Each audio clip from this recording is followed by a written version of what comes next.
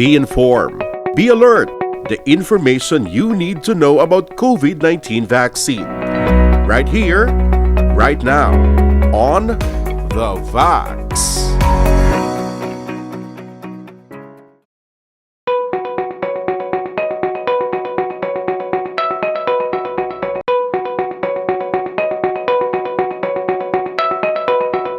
Subong, last week lang, nag-open na ang DOH, nag-recommend na sila magpabakuna ang mga gabusong.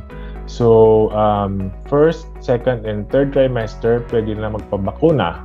Recommended sa DOH, second and third trimester, magpabakuna na against COVID-19 ang mga gabusong.